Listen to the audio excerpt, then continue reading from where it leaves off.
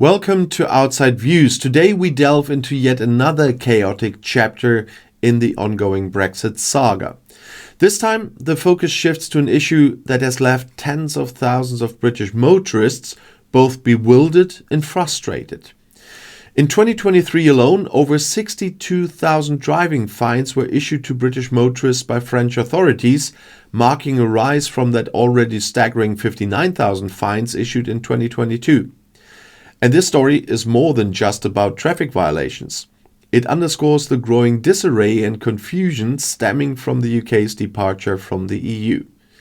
For those of us who view Brexit as a monumental mistake, this situation serves as yet another reminder of the unforeseen and often deeply inconvenient consequences of that decision.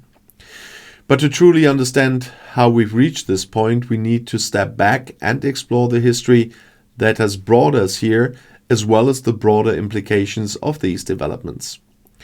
Before Brexit, the UK and EU operated under an extensive framework of shared regulations and agreements. Among these was an EU directive that allowed member states to share vehicle registration data for the enforcement of traffic violations. And this arrangement meant that if a motorist from one EU country committed a driving offence in another, authorities could seamlessly identify the offender and issue fines. And for decades, the system functioned smoothly, fostering accountability and ensuring that cross-border traffic violations didn't go unpunished. Yes, I had to pay my Dutch parking fines.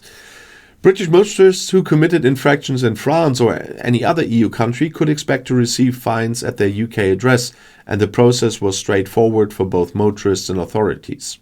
However, when the UK left the EU, it also exited this directive. The Brexit transition period officially ended on January 1st, 2021, and with it, the legal frameworks that supported cross-border cooperation in traffic enforcement were dismantled. As a result, the UK is no longer classified as a partner country under the EU's information sharing agreements. In theory, this should mean that UK motorists are no longer subject to the same level of enforcement for driving offences committed in EU countries. But as the data from 2023 clearly shows, this has not been the case in practice. French authorities alone issued over 62,000 fines to British motorists in 2023. That's a significant increase from the year before, as I said. And this raises an obvious question. If the UK is no longer part of the EU data sharing system, how are these fines being issued? Many motorists have expressed shock and confusion upon receiving fines at their UK addresses, believing that Brexit had severed the link between the DVLA and French enforcement agencies. One driver recounted receiving 2 speeding fines after a trip to Saint-Malo in northern France, and the fines arrived at their home in the UK, despite the widely held assumption that the data sharing agreement no longer applied. Like many others, they paid the fines but were left questioning how their details had been accessed in the first place. The DVLA, the UK's driver and vehicle licensing agency, has stated that it participates in various bilateral and multilateral agreements that allow for the exchange of vehicle registration data. And these agreements, separate from the EU directive, are used for law enforcement purposes or to provide evidence in legal cases. In this case, it appears that information sharing mechanisms outside the EU framework are being used to facilitate the issuance of fines.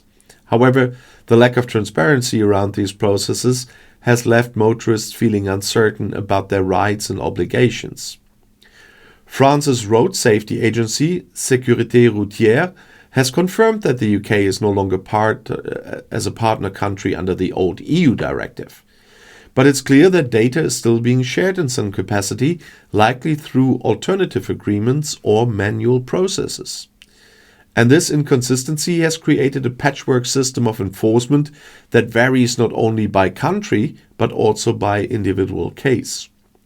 For British motorists, this means navigating a legal landscape that feels arbitrary and unclear. And this problem isn't limited to British drivers.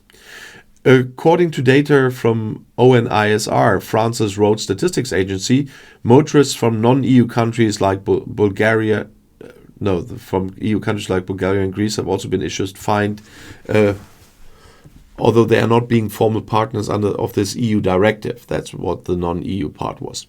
This suggests that France's use of advanced enforcement technologies such as automated number plate recognition system is expanding the reach of its traffic enforcement efforts. And these systems, known as PVE, can detect number plates and automatically issue fines, bypassing some of the traditional barriers to enforcement. And while this technology has undoubtedly improved efficiency for French authorities, it has also contributed to the confusion faced by British motorists. The issue highlights the broader challenge of Brexit, where the absence of formal substantial agreements has created legal grey areas that are difficult to navigate.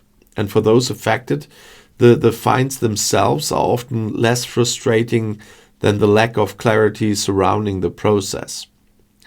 And many motorists feel caught in a bureaucratic limbo, unsure of whether they are legally obligated to pay fines issued under these circumstances. The situation has also raised questions about the fairness of enforcement. For example, while France is actively issuing fines to British motorists, other EU countries appear to be taking a less aggressive approach. The inconsistency in enforcement reflects the broader disjointed state of EU-UK relations post-Brexit. Before Brexit, the EU directive provided a unified framework for addressing cross-border traffic violations. Now, with that framework gone, both motorists and authorities are left to contend with a fragmented system.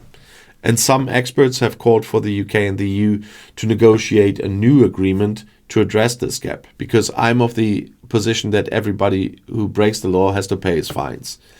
And such an agreement could provide clarity and consistency for both sides, reducing confusion and ensuring that enforcement is fair and transparent. However, the political will to pursue such an agreement appears limited.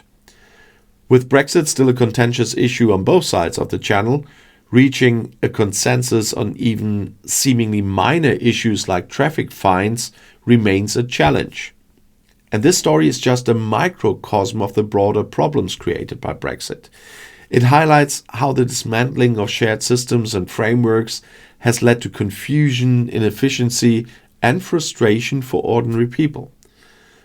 And for those of us, once again, who see Brexit as a mistake, these stories reinforce the belief that the UK's decision to leave the EU has created more problems than it solved.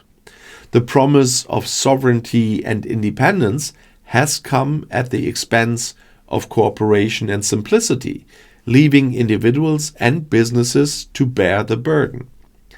And as the UK continues to navigate its post-Brexit reality, the question remains, how do they address these gaps? Is it possible to rebuild the cooperative framework that once existed? For them, I mean, it still exists for 27 others.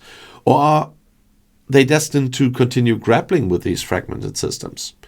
For British motorists facing fines from France, the answers can't come soon enough. But they still have to pay them, I'm quite sure. So thank you for joining me today on Outside Views again, and if you had a similar experience or thoughts about this issue, share them in the comments below the video. Do you think the UK and the EU should work toward a new agreement in this regard, or is this simply another consequence of Brexit that everybody just has to accept? And if you haven't already, check out my earlier videos on Brexit's impact. They provide valuable context for today's discussion. I'll see you next time with more stories that matter. Until then, take care, and the next video is right here in the end screen.